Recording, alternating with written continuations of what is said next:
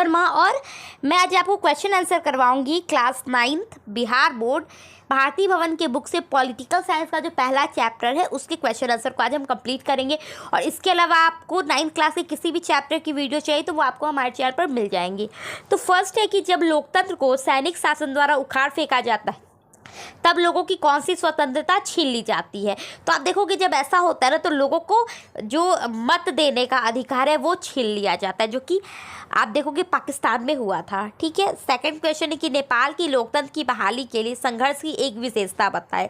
तो यहाँ लोकतंत्र की बहाली के लिए 7 राजनीतिक दल जो एक साथ गठबंधन करके 6 अप्रैल 2006 में वहाँ पे पहली सरकार बनाए थे, तो ये उसकी विशेषता में आ जाता है। थर्ड है कि इस अध्याय के अध्ययन पर लोकतंत्र की विशेषता बताएं। तो आप देखो लोकतंत्र एक ऐसी व्यवस्था है ना जो जनता को सबसे ज़्यादा पसंद है। क्यों? क्योंकि ये जनता द्वारा जनता के लिए शासन, यानी इसमें सबसे हेड किसको माना गया है तो जनता को माना गया है। सारे इसमें रूल रेगुलेशन और जो भी सुविधाएं हैं वो जनता को ध्यान में रख कर ही बनाई गई है। ठीक है।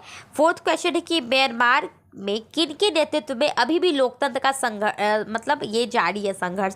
आप देखो हम लोग तो लोकतंत्र आराम से, आप देखो हमारे यहाँ अभी इलेक्शन ख़त्म हुआ है, ये बहुत मतलब क्या कहो आप बहुत कीमती चीज़ है जो हमारे पास है तो हमें इसकी वैल्यू नहीं है।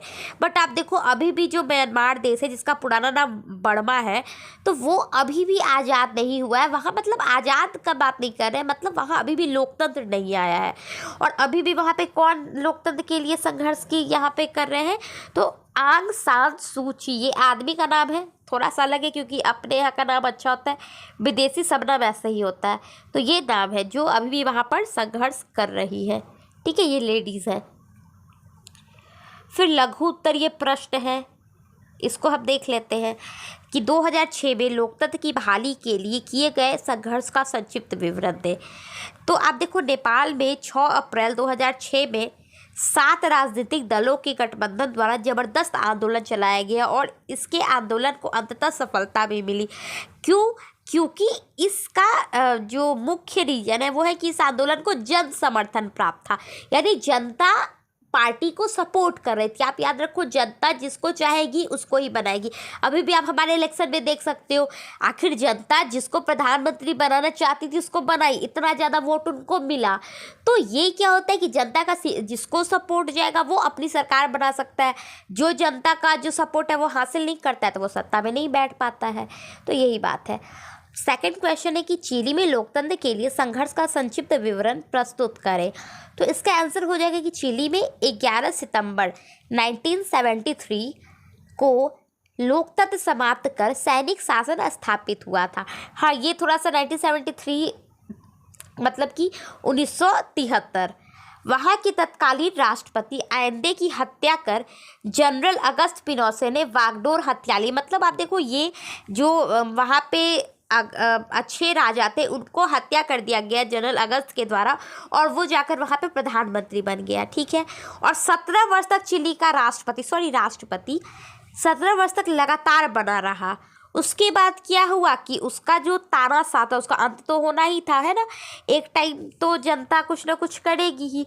तो वही हुआ भी कि 1988 में इस सोच से जनमत संग्रह कराया कि निर्णय लिया।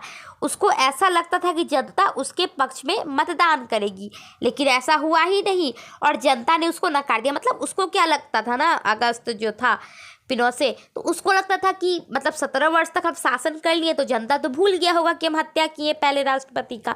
तो वो कॉन्फिडेंस में, कहते हैं ना ओवर कॉन्फिडेंस में, तो वो कहा कि ठीक है हम जनमत संग्रह यानी हम जनता से ही एक मतलब क्या कहो इलेक्शन टाइप का ही कि हम जनता से वोट करवा लेते हैं कि वो मुझे क्या बनने देना चाहती है। तो जनता क्या कि सब उसके अगेंस्ट में जाकर वोट दे दी कि नहीं हम उसको राष्ट्रपति नहीं बनना देना चाहते। तो ऐसे में क्या हुआ कि उसको हटना पड़ा क्योंकि जनता उसको सपोर्ट ही नहीं की। और फिर कौन बन गया वहाँ का राष्ट्रपति? तो मिशेल बैचेलेट, जो कि ये भी एक लेडीज़ ही है, ये वहाँ पे राष्ट्रपति बन गई इसके बाद। फिर थर्ड क्वेश्चन है कि पोलैंड में लोकतंत्र की स्थापना किस प्रकार हुई। तो पोलैंड में पोलिश यूनाइटेड वर्क्स पार्टी की तानाशाह थी, लेकिन वहाँ अन्य राजनीतिक दलों को राजनीति में भाग लेने की अनुमति नहीं थी और वहाँ हड़ताल करना भी गैर कानूनी था। ठीक है, लेकिन लेनिन के जहाज कारखानों के निष्कासन पर प्रश्न उठाकर लेक वालेशा ने हड़ताल कर दिया और उन्हें सफलता भी मिली। फिर उन्होंने एकल राजनीतिक दल के तानाशाही के खिलाफ भी आंदोलन किया और सरकार को स्वतंत्र चुनाव करवाने के लिए मजबूर कर दिया और 100 में से 99 सीट जो है वो लेक वालेशा को ही मिली और 1990 में वो राष्ट्रपति बनाए गए। अब देखो वो जो पोलैंड है वहाँ पे ये रूल था कि वहाँ दूसरी पार्टी भाग ही नहीं ले सकती है। मतलब अपने है ना कि बीजेपी भी है, कांग्रेस भी है, अलग अलग पार्टी खड़ी है ना, सब इलेक्शन में जाती है, अपील करती है, वोट लेती है, हारती जीतती ये अलग बात है, लेकिन सब पार्टियां हैं। लेकिन वहाँ पे ऐसा था कि नहीं, एक ही पार्टी जो है वही रहेगी, तो और लोग उसके खिलाफ हड़ताल भी नहीं कर सकते थे। तो ऐसे में जो यहाँ पे लेक वालेशा है ना, उन्होंने एक दूसरा था कारखाने का कोई विद्रोह था, वहाँ पे उन्होंने आवाज़ उठाई थी सरकार के खिलाफ और वो सफल भी हो गए थे। तो होता है ना, आदमी अगर एक बार जीतता है तो उसका कॉन्फिडेंस बढ़ता है और वो नेक्स्ट ट्राई भी करता है। तो वही नेक्स्ट ट्राई किए, तो उन्होंने फिर राजनीति जो पार्टी है उसके खिलाफ भी अपना मतलब आंदोलन शुरू किए और उसके बाद फिर बोला कि ठीक है चुनाव करा के देख लो। तो जब चुनाव हुआ तो आप देखोगे 100 में से 99 सीट लेक वालेशा को मिली, तो वो बहुत भारी जीता। देखो 99% स्ट्राइक रेट था। तो वो 1990 में क्या हुए कि वहाँ के राष्ट्रपति बनाए गए। फोर्थ क्वेश्चन है कि लोकतंत्र के विस्तार में फ्रांसीसी क्रांति की भूमिका का वर्णन करें। तो फ्रांस को राजनीति की पाठशाला कहा जाता है। क्यों? क्योंकि यहाँ कभी लोकतंत्र था, कभी निरंकुश राजतंत्र था, कभी गणतंत्र था, तो कभी वहाँ पे मतलब अलग ही सिस्टम था। यानी वहाँ पे शासन की एक पद्धति अपनाई ही नहीं, वहाँ पे ट्राई करके देखता था कि हाँ 20 साल ये शासन, फिर कोई आता था उसको चेंज करके दूसरा सिस्टम लगा देता था। तो इसीलिए उसको पाठशाला कहा जाता है, जहाँ हमेशा एक्सपेरिमेंट हो। वहाँ लोकतंत्र की आस्था व्यक्त करने पर लोकतंत्र की स्थापना की गई, परंतु वह अस्थायी लोकतंत्र नहीं बन सका। मतलब लोगों ने सोचा कि चलो अब लोकतंत्र करते, तो वो भी अपनाया गया, बट वो भी परमानेंट नहीं रहा। फ्रांसीसी क्रांति की कहानी लोकतंत्र की स्थापना करने, फिर उसे उखाड़ फेंकने और पुनः उसकी बहाली के लिए प्रयास की कहानी है। मतलब उसको अपना रहे हैं, फिर फेंक रहे हैं, फिर अपना रहे हैं, फिर फेंक रहे हैं, ये वहाँ का हाल है। फिर संयुक्त राष्ट्र में लोकतांत्रिक परंपराओं के निर्वाह के स्वरूप की समीक्षा करें। तो संयुक्त राष्ट्र ने 193 राज्य सदस्य है, यह लोकतांत्रिक ढंग से कार्य करती है, यह समानता के सिद्धांत पर आधारित है। इसकी महासभा की प्रत्येक राष्ट्रपति पद को एक ही मत देने का अधिकार है। ठीक है, वर्ष में एक बार इसकी बैठक अवश्य होती है। इसकी भूमिका देश में संसद जैसी है। इसका मुख्य उद्देश्य क्या है कि मानव कल्याण करना, मानव के अधिकारों की रक्षा करना, शांति और सुरक्षा बनाए रखना, जो कि पूरे विश्व भर में लागू होती है। यहाँ सभी मामलों पर महासभा विचार विमर्श करती है और राष्ट्र का बजट पास करना भी महासभा का ही काम होता है। फिर है कि अलोकतांत्रिक राज्यों में जनता को किन किन कठिनाइयों का सामना करना पड़ता है। तो आप देखो कि तांत्रिक राज्यों में जनता को मत देने का अधिकार नहीं होता है। इस शासन में जनता की कोई भागीदारी नहीं होती है और इस प्रकार के राज्य में या तो राजतंत्र होता है, या तो सैनिक तंत्र, या फिर तानाशाही। जैसे नेपाल में 2006 से पहले लोकतंत्र था और पोलैंड में 1990 से पहले पोलिश यूनाइटेड वर्क्स पार्टी की तानाशाही थी। मतलब देखो ऑल ओवर अगर हम देखें तो ये पूछ रहा है कि जहाँ लोकतंत्र नहीं होता वहाँ जनता को क्या दिक्कतें होती। तो आप देखो, आपको ऑफकोर्स बात है कि आपको वोट देने का अधिकार नहीं है। मतलब कि आप अपने मन से तो राजा चुन नहीं सकते हो, प्रधानमंत्री चुन नहीं सकते हो, वो खराब आए, बदमाश आए, कोई भी रूल लाए आपको मानना पड़ेगा। तो ये बहुत बड़ी दिक्कत हो जाती है। अभी देखो, आप कहीं भी जमीन ले सकते हैं, कोई भी काम कर सकते हैं, कोई भी भाषा, कोई भी धर्म, कोई भी जगह रह सकते हैं ना, कुछ भी अपने मन का भारत में कर सकते हैं। लेकिन वही देखो दूसरे आपने सुना होगा जो किम जोंग है, वहाँ उत्तर कोरिया का शासक, वो कितना ज़्यादा तानाशाही, यानी हेयर स्टाइल भी आप उसके ही जैसा रख सकते हो। वहाँ के जितने भी मर्द हैं मतलब और जितनी भी औरतें, वो उसकी वाइफ की तरह हेयर स्टाइल रखेंगे। तो आप देखो, जहाँ आप अपने मन का हेयर स्टाइल नहीं रख सकते हो, तो वहाँ देखो कि लोग कितने ज़्यादा डिपेंड है और कितनी मतलब खराब स्थिति है वहाँ लोगों की। ठीक है, फिर 7वां क्वेश्चन है कि विश्व स्तर पर लोकतंत्र के विस्तार के लिए अपना सुझाव दे। तो नेपाल, चिली, पोलैंड आदि देशों में लोकतंत्र के विस्तार के लिए जन आंदोलन किया गया, इन्हें सफलता भी मिली और विश्व स्तर पर लोकतंत्र का विकास तभी संभव है जब इसे जन समर्थन मिले और शांति के मार्ग अपनाया जाए।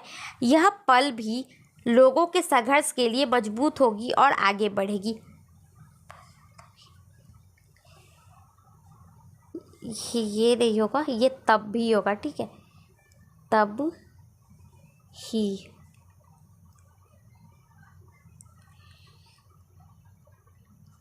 सॉरी, ये तो गलत ही कट गया था ना, ये कटेगा मतलब, अरे कैसे, हाँ, यह तभी लोगों के संघर्ष के लिए मजबूत होगी और आगे बढ़ेगी। चलो अब आगे बढ़ते, लास्ट क्वेश्चन है। अब देर गया तो वो हम नेक्स्ट वीडियो में देखेंगे, क्योंकि वीडियो बहुत लंबा हो जाता है, तो आप चैनल पे देखते रहना, एक दिन में अपलोड हो जाएगा। जिस समय पूरी दुनिया में राजतंत्र प्रचलित, सॉरी क्वेश्चन है कि लिच्छवी गणतंत्र पर एक टिप्पणी लिखे। तो आप देखो कि जिस टाइम में पूरी दुनिया राजतंत्र अपनाती थी, वही लिच्छवी गणराज्य, जो कि अपना बिहार क्या बात हो रहा है, ठीक है, दरभंगा का, तो ये जो एरिया है पूरा, मतलब दरभंगा तो नहीं कहेंगे, दरभंगा वाला जो पूरा एरिया नहीं, दरभंगा मधुबनी और इस साइड का जो पूरा एरिया है वो लिच्छवी गणराज्य का था, ठीक है। तो यहाँ पे क्या था उस वक्त, जहाँ पे आप बात करो आज से मतलब 1000 साल 1000 भी आप नहीं, बहुत, हाँ 1000 साल पहले जाओ, वहाँ पे यहाँ पे लोकतंत्र था, ठीक है।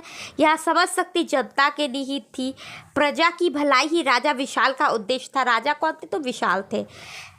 सदस्यों के समूह को परिषद कहते थे, जो बिल्कुल आज की संसद की तरह काम करते थे। यहाँ प्रशासन की समुचित व्यवस्था थी। यह गणतंत्र अनेक विशेषताओं से भरा था, मतलब जैसे अभी है ना संसद है, वहाँ पे कुछ मेंबर्स हैं जो जनता द्वारा चुनकर आते हैं, वो बैठकर जनता के लिए रूल्स बनाते हैं। वहाँ पे फिर पुलिस की व्यवस्था थी कि रूल जो है वो अच्छे से फॉलो हो रही है कि नहीं हो रही है, मतलब कि बहुत ही ज़्यादा अच्छी व्यवस्था थी। और वो उससे भी इसकी बड़ी बात क्या है कि वो उस टाइप पे थी जहाँ पर पूरे दुनिया में कोई नहीं इस चीज़ को जानता था, तो ये बहुत बड़ी बात है। यहाँ पे हमारा चैप्टर ये वाला जो है आज का वीडियो कंप्लीट हो जाता है। Bye bye, take care.